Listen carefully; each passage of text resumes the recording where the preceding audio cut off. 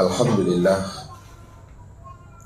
alhamdulillahilladzi arsala rasulahu bil huda wa dinil haq liyudhhirahu 'ala dini kullihi arsalahu basyiran wa nadhira wa da'iyan ila Allah bi idnihi wa sirajan munira.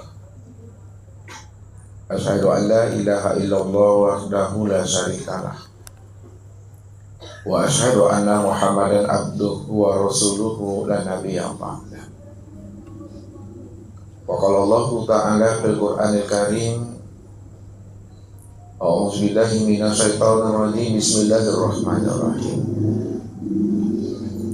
Ya ayyuhalladzina amanu kutiba 'alaikumusiyam kama kutiba 'alal ladzina min qablikum la'allakum tattaqun.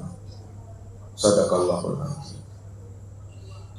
Bapak Ibu, saudara dan anak-anak kami jamaah tauhid yang dirahmati Allah. Ahlan wa sahlan wa marhaban ya Ramadan. Baginda Rasul Nabi Muhammad sallallahu alaihi wasallam di penghujung akhir dari bulan Sya'ban ini, beliau senantiasa memberikan ta'lim, pengajaran, bimbingan dan tuntunan kepada umat sebagai bentuk wujud dan kasih sayangnya beliau kepada umat ini, yang melebihi cinta dan kasih sayangnya kita ini kepada beliau. Maka pernah para sahabat melihat baginda Rasul Nabi Muhammad sallallahu alaihi wasallam dalam keadaan menangis. Ketika itulah para sahabat menghampiri beliau dan mereka pun bertanya, "Wahai Rasulullah, apa gerangan yang membuat dirimu menangis ya Rasulullah? Apakah ada seseorang yang menyakiti perasaan dirimu ya Rasul?" Apa jawab baginda Rasul kepada sahabat ketika itu? "Wahai sahabatku, tidak ada yang menyakiti perasaan dan hatiku. Akan tetapi aku menangis karena aku rindu, aku cinta dan teringat dengan saudara-saudaraku." Lalu sahabat pun bertanya, "Ya Rasulullah, bukankah kami ini adalah saudara-saudaramu ya Rasul, yang senantiasa setia berjuang untuk menampingi dirimu ya Rasulullah dalam menegakkan agama Allah, bagaimana tegaknya kalimatullah di muka bumi ini?" Apa jawaban beliau, Bapak Ibu? "Kalian ini bukanlah saudaraku. Kalaulah kami ini bukanlah saudaramu ya Rasulullah, lalu siapakah kami ini ya Rasul?" Apa kata Rasul? "Kalian semua adalah sahabat-sahabatku yang terbaik, yang senantiasa setia mendampingi akan diriku ketika aku berdakwah dan berjuang menegakkan kalimatillah ini. Namun saudaraku itu, wahai sahabat-sahabatku, itu adalah orang-orang yang jauh hidupnya setelah aku wafat, di mana mereka tidak pernah melihat wajahku dan bertatap wajah dengan aku secara langsung. Dia tidak pernah secara langsung mendengarkan kalam-kalam aku dan nasihat aku.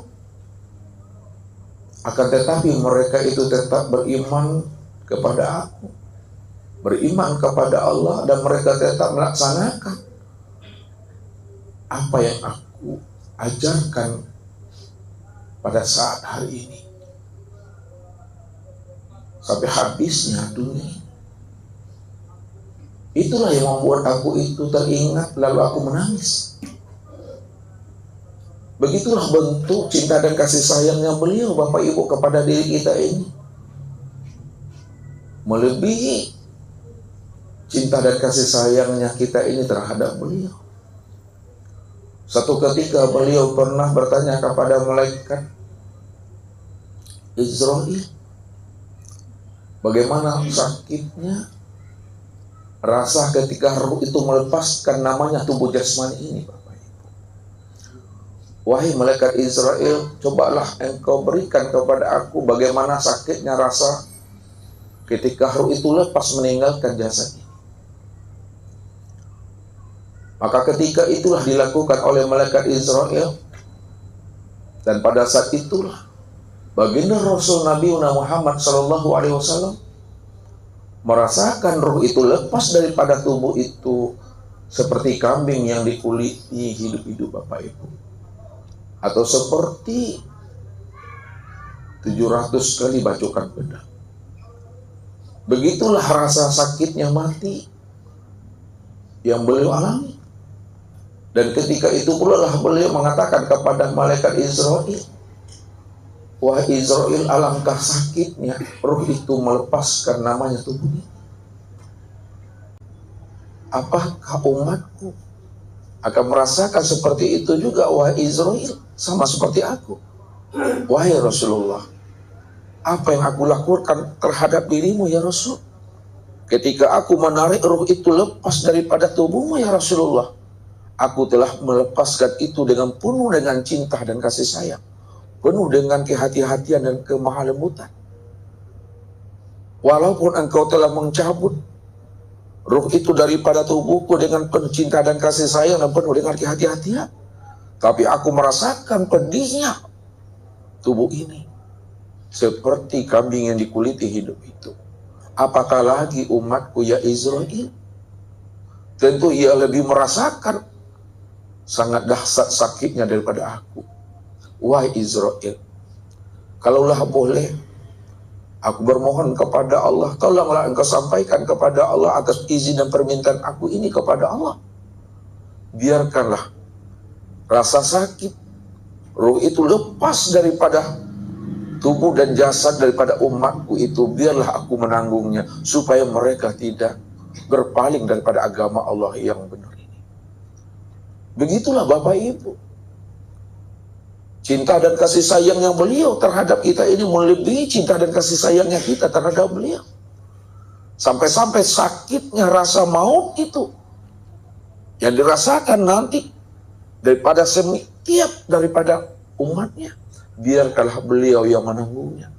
Biarlah rasa sakit itu ditumpukan kepada beliau, supaya kita ini tetap istiqomah, berjalan lurus di atas jalan hidayah dan petunjuknya, supaya kita tidak berpaling daripada kebenaran ini. Biarlah aku menanggungnya, kata Rasulullah. Maka disinilah baginda Rasul, Bapak Ibu, memberikan pandangan, semangat dan motivasi kepada umat ini dalam rangka menyambut dan menyongsongnya datangnya bulan suci Ramadan yang penuh dengan rahmat, barokah dan maghfirah ini. Apa kata beliau? Man fariha bidukhuli Ramadan haramallahu jasadahu ala niran. Barang siapa di antara umatku yang mana hati dan jiwanya bahagia, senang dan gembira menyambut datangnya bulan suci Ramadan, haramallahu jasadahu ala niran. Allah akan haramkan jasadnya itu disentuh oleh api neraka. Tentunya kebahagiaan dan kegembiraan seorang hamba untuk menyambut dan menyongsong datangnya bulan suci Ramadan yang penuh dengan rahmat dan barokah itu, Bapak Ibu, tentulah kebahagiaan dan kegembiraan yang dilandasi dengan keimanan dan ketakwaan kepada Allah, yang mana hati dan jiwanya itu telah penuh dengan roja, harap untuk mendapatkan belayan cinta dan kasih sayang serta rahmat dan ampunan Allah. Jikalau kita telah beribadah, bekerja dan berusaha 12 bulan dalam 1 tahun, mungkin ada 11 bulan itu kita banyak lalai dan lengah. Banyak kita ini melakukan perbuatan-perbuatan dosa dan kesalahan yang zahir maupun yang batin, yang sengaja maupun yang tidak disengaja. Namun karena Allah itu Rahman dan Rahim, Allah itu Maha Cinta dan Maha Kasih Sayang, melebihi cinta dan kasih sayangnya ayah bunda terhadap diri kita, maka Allah memberikan peluang yang terbaik buat hambanya. Rasulullah memukakan rahasia 1 bulan yang terbaik bagi umatnya, yaitu bulan suci Ramadan. 1 bulan suci Ramadan itulah momentum yang terbaik buat diri kita untuk memperbaiki diri, memperbaiki amal. Bagaimana kita betul-betul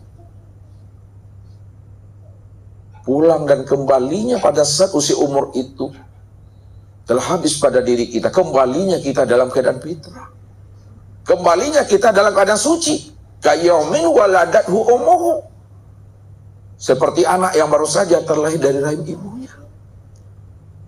Itulah sebenarnya yang diharapkan oleh baginda Rasul, dan yang menjadi harapan dan keinginan Allah terhadap diri kita. Begitu cinta dan kasih sayangnya Allah kepada diri kita, melebihi cinta dan kasih sayangnya seorang ayah dan ibu terhadap anaknya. Pernah baginda Rasul, Bapak Ibu, memberikan suatu pertanyaan kepada sahabat, apakah seorang ayah dan seorang ibu, orang tuanya, akan tega dia akan membakar anaknya? Lalu apa kata sahabat? Tentu ya Rasulullah, seorang ayah dan ibu dan orang tua tidak akan pernah tega akan membakar anaknya. Kalaulah orang tua tidak akan pernah tega membakar anaknya hidup-hidup, maka ketahuilah wahai sahabatku, kata Rasulullah, Allah itu lebih sayang lagi kepada hambanya. Allah lebih cinta kepada hambanya, melebihi cinta dan sayangnya orang tua terhadap anaknya. Maka disitulah Allah mengutarakan, inilah ghafarun liman taba wa amana wa amila sholihan summa ihtada. Wahai jantung hatiku, kata Allah, sesungguhnya aku ini adalah Rabbmu, aku ini adalah Tuhanmu, aku adalah zat yang maha pengampun. Siapa di antara hambaku yang pernah berbuat dosa dan kesalahan, yang zahir maupun yang batin, andai kata dosanya itu sepenuh langit dan bumi, dosanya sebanyak buih di lautan, wahai jantung hatiku, kata Allah, ingatlah bahwa rahmat dan ampunan diriku itu lebih besar dan lebih luas dibanding dosa dan kesalahan kamu yang pernah kamu lakukan sepanjang hidupmu, kata Allah. Ini artinya apa, Bapak Ibu? Kalaulah rahmat Allah, ampunan Allah itu lebih luas, lebih besar dibanding dosa dan kesalahan kita, itu artinya siapa di antara hambaku yang rujuk dan kembali kepada aku, lalu dia beriman kepada aku dan beramal soleh, maka aku terima taubatnya, aku ampuni dosa-dosanya, karena aku ini adalah maha pengampun. Inni la ghafarun, aku ini maha pengampun. Liman taba wa amana wa amila sholihan summa ihtada, bagi hambaku yang datang dan rujuk kembali kepada aku. Seandainya dia datang kembali kepada aku dengan jalan berjalan, maka aku sangat gembira untuk menyongsong akan kehadiran dirinya itu dengan cara aku berlari kepada dirinya. Begitu sangat bahagianya Allah, begitu sangat senang dan gembiranya Allah menyambut dan menyongsong kehadiran hamba untuk rujuk dia kembali kepada dirinya. Setelah dia rujuk kembali kepada aku, kata Allah, dia bertobat kembali kepada aku, wa amina, kemudian dia istiqomah, dia tetap yakin sampai habis usia umurnya bertuhan kepada aku. Dia tidak ragu dengan diriku, tidak ragu dia dengan jaminan dan kemampuan aku, dan tidak pula dia khawatir dengan janji aku, kata Allah. Wa amila sholihan summa ihtada, kemudian dia tetap selalu istiqomah, beramal soleh, berjalan lurus di atas jalan hidayah dan petunjukku. Apa yang aku perintahkan kepada diri mereka, mereka senantiasa bersifat sami'na wa ata'na. sampai habis usia umurnya, kata Allah. Lalu dia selalu istiqomah di atas jalan hidayah dan petunjuk itu, maka aku ampuni dosanya, aku terima taubatnya, dan aku naikkan makomnya di sisi aku, kata Allah. Aku jadikan dia menjadi kekasih. Begitu Allah, Bapak Ibu. Begitu pula lah baginda Rasul membukakan tabir dan rahasia di bulan Ramadan ini. Kalaulah kita lihat saudara kita, sahabat-sahabat kita, Ramadan yang lalu masih bersama-sama kita di majelis ini, masih sholat tarawih di sini, buka bersama di sini. Tapi hari ini dan malam ini, untuk menyongsong datangnya bulan suci Ramadan yang tidak beberapa hari lagi, Bapak Ibu, mereka itu tidak lagi ikut bersama-sama kita.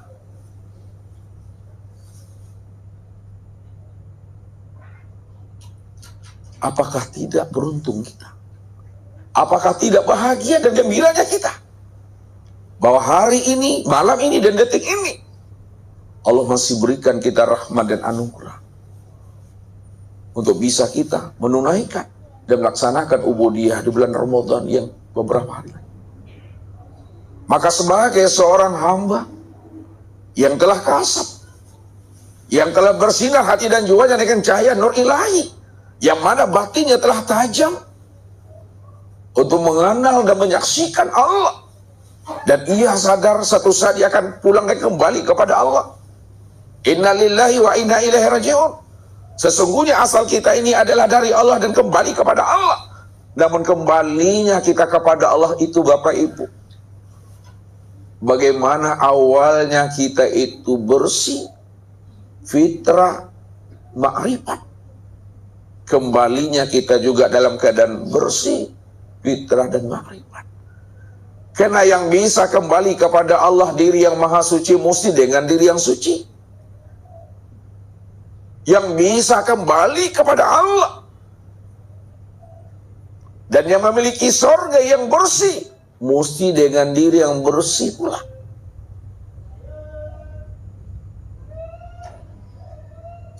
Maka inilah suatu momentum yang terbaik buat diri kita untuk menghadapi bulan suci Ramadan itu dengan hati yang gembira, hati yang bahagia, yang dilandasi dengan keimanan, ketakwaan kepada Allah. Maka malam ini, Bapak Ibu, kita akan coba membuka tabir rahasia Ramadan ini. Karena baginda Rasul mengungkapkan akan rahasia itu kepada kita ini. Bagaimana kita betul-betul rojak, hati dan jiwa kita itu bersandar kepada Allah. Lau ta'lamu ummati ma fi Ramadan, latamannau an takuna sanatu kullaha Ramadan. Andai kata Rasulullah, jikalau seandainya, seumpamanya seluruh umatku, kata Rasul, tahu dia kenapa kita diwajibkan berpuasa di bulan suci Ramadan, tahu kita akan rahasia di balik bulan suci Ramadan, kata Rasul, la tamannau an takuna sanatu kullaha Ramadan, pasti semua umatku itu berkeinginan satu tahun itu menjadi bulan Ramadan seluruhnya.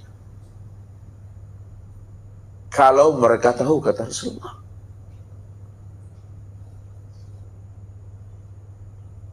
Tentu apa rahasianya, Bapak Ibu? Sehingga kita bersemangat. Bagaimana satu tahun itu menjadi bulan Ramadan seluruhnya. Jadi untuk lebih jelasnya, Bapak Ibu, kita akan bukakan rahasia apa yang disampaikan oleh baginda Rasul terhadap umat ini. Rasul katakan, ya, di dalam salah satu pidato beliau, ya, di akhir-akhir bulan Sya'ban ini, kata beliau, qad ja'akum sahru Ramadan sahru mubarak.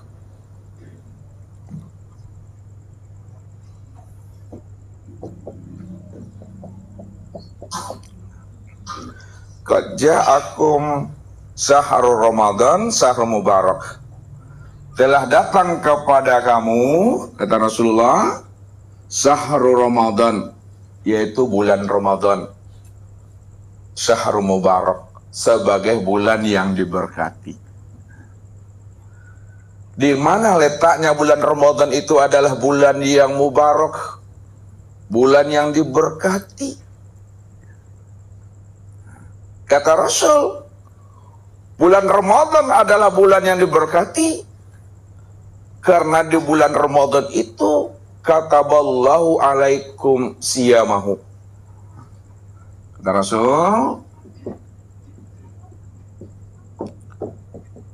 kataballahu alaikum siyamahu. Yang pertama, bulan Ramadan adalah bulan yang diberkati karena di bulan Ramadan itulah Allah mewajibkan kita ini untuk menunaikan ibadah puasa di siang harinya. Di mana letaknya wajibnya ibadah puasa di bulan suci Ramadan itu? Ketika Allah telah menciptakan namanya akal dan nafsu, Bapak Ibu. Lalu Allah panggillah akal itu. Wahai akal, man ana wa man anta. Wahai akal, siapa diriku dan siapa dirimu? Lalu akal itu memberikan jawaban kepada Allah. Penuh dengan keyakinan dan keistiqomahan yang kuat. Anta Rabbi wa ana abduka. Wahai Allah, Engkau adalah Rabbku, Engkau adalah Tuhanku, dan aku ini adalah hambamu ya Allah. Ketika itu yang namanya akal patuh, Bapak Ibu. Dia mengenal yang memerintah, dia mengenal yang bertanya. Yang bertanya dan memerintahkan dirinya tidak lain adalah Rabb-nya. Maka ketika akal itu telah patuh untuk mengenal dan menyaksikan akan Tuhannya, maka Allah pun memberikan sanjungan dan kehormatan kepada akal. Wahai akal, engkaulah sebaik-baiknya makhluk yang aku jadikan. Kemudian Allah pun bertanya lagi, Bapak Ibu, kepada namanya nafsu. Wahai nafsu, man ana wa man anta. Siapa diriku, wahai nafsu, dan siapa pula dirimu yang sebenarnya?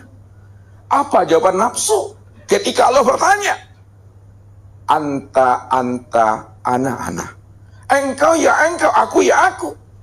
Ketika itu nafsu tidak pernah mengenal siapa Tuhannya dan siapa rahasia dirinya. Engkau ya engkau, aku ya aku. Ketika itulah Allah murka, Allah marah. Ketika Allah murka dan marah kepada nafsu, maka nafsu pun mendapatkan siksaan daripada Allah. Apa siksa yang diberi Allah kepada nafsu, Bapak Ibu? Nafsu ini dilemparkan, dipenjarakan di neraka jahanam, Bapak Ibu. Dibakar nafsu ini 100 tahun lamanya. Dalam hitungan Allah, ketika nafsu ini telah dibakar 100 tahun lamanya, kemudian nafsu itu dikeluarkan kembali dan dihadapkan di hadapan Allah. Lalu Allah bertanya, wahai nafsu, man anta wa man ana.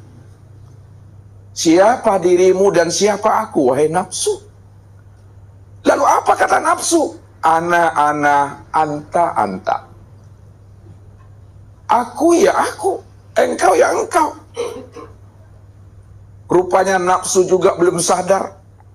Dia belum insaf, dia belum mengenal siapa yang bertanya kepada dirinya dan siapa dirinya sebenarnya.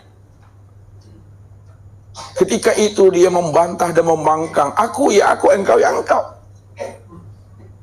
Maka kali yang kedua, Bapak Ibu, nafsu ini juga mendapatkan murkanya Allah. Nafsu dipenjara Allah lagi. Tapi nafsu di penjara tidak lagi dibakar, Bapak Ibu. Ditempatkan pada tempat yang sangat amat dingin, Bapak Ibu. 100 tahun lamanya nafsu itu di penjara. Tempat yang sangat amat dingin. 0 derajat lah bahasanya Bapak Ibu kalau dikutuk. Ya. Setelah 100 tahun nafsu ini ditempatkan pada suasana yang sangat amat dingin.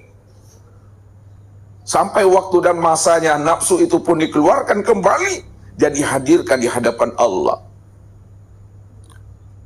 Lalu Allah pun bertanya kepada nafsu, wahai nafsu, man ana wa man ente. Bahasa Jakarta po Tuhan. Siapa aku, siapa dirimu? Nafsu menjawab, ente anak-anak, engkau gue. Ketika itu nafsu juga belum paham dan belum mengerti siapa yang bertanya terhadap dirinya. Ketika itu nafsu pun mendapat hukuman yang ketiga kali Bapak Ibu. Tidak dibakar, tidak ditempatkan pada tempat yang dingin, tapi dia tidak diberi makan, tidak diberi minum. Maknanya keinginan nafsu tidak dilayani Allah. Allah tidak merahmati dirinya. Allah tidak memberikan curahan kasih sayang kepada dirinya. Dilengah-lengahnya di Tuhannya. Tidak dipandang-pandang Tuhan. Rupanya Tuhan kalau bangi Bapak Ibu, tidak ditengoknya wajah awak tu lah, Malaysia. Ya? Kalaulah Tuhan bangi tidak dipandangnya wajahnya awak, itu alamat sangsai sengsaro nama itu mah. Tahu Pak Rudi itu sangsai sengsaro? Pasti tidak tahu itu dah. Hidupnya itu tidak ada barakahnya, tidak ada rahmatnya. Kalau orang Minang bilangnya Pak Rudi kate nak bapucuk ke bawah, nak baurek di tengah-tengah digirik kumbang. Hah? Itu namanya apa namanya? Sangsai sengsaro namanya. Makanya Allah berilah nafsu itu hukuman, tidak diberi makan, tidak diberi minum. Lamanya 100 tahun Bapak Ibu. Setelah 100 tahun nafsu ini tidak diberi makan dan minum, tidak dilayani Allah, tidak dipandang Allah, tidak dirahmati Allah. Habis masanya 100 tahun, nafsu dikeluarkan kembali dari selnya, dihadirkan di hadapan Allah.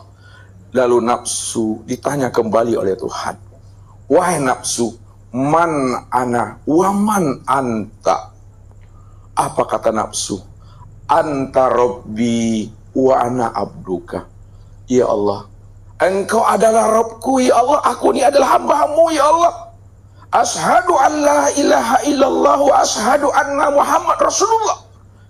Ketika itulah nafsu itu baru mengenal siapa dirinya dan siapa Tuhannya. Disitulah dia bersaksi, aku bersaksi tidak ada ilah kecuali Allah, dan aku bersaksi bahwa Muhammad itu adalah utusan Allah.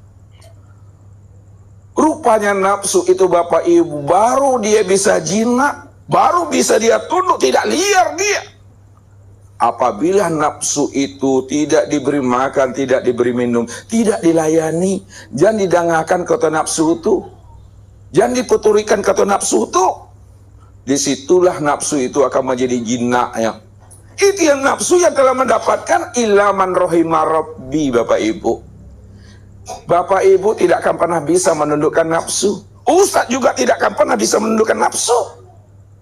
Yang bisa menundukkan nafsu pada diri kita masing-masing adalah Tuhannya. Illa man rohima Rabbi.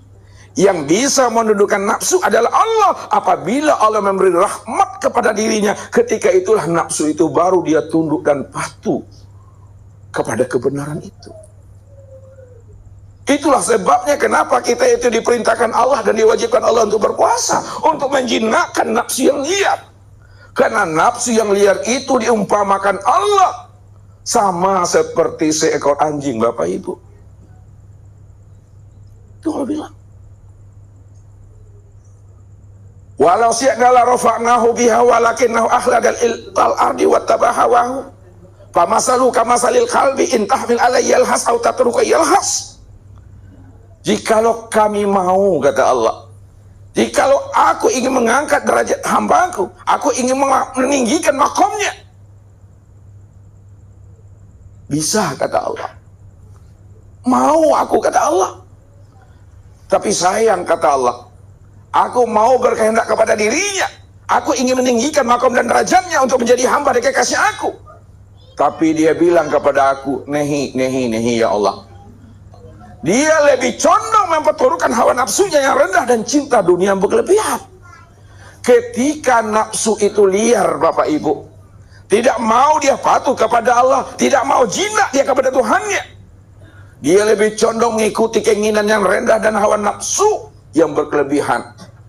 Famasaluhu kamasalil kalbi, perumpamaan dirinya itu sama seperti seekor anjing, kata Allah. Intahmil alaihi yalhas au tatruku yalhas. Apabila seekor anjing itu dibiarkan saja, dia tetap akan menjulurkan lidahnya dan ekornya selalu bergoyang-goyang. Dan apabila dia diusir, dialau, dilempar, dia tetap akan menjulurkan lidahnya dan ekornya bergoyang-goyang. Zalika masalul qaumil ladzina kazzabu bi ayatina faqsusul qasasa la'allahum yatafakkarun. Demikianlah perumpamaan, demikianlah contoh yang aku berikan kepada manusia yang mana hati dan jiwanya tidak patuh kepada aku, kata Allah. Yang mana jiwanya tidak tunduk kepada maunya aku, kata Allah. Maka kisahkanlah cerita ini, kata Allah, supaya manusia itu mau dia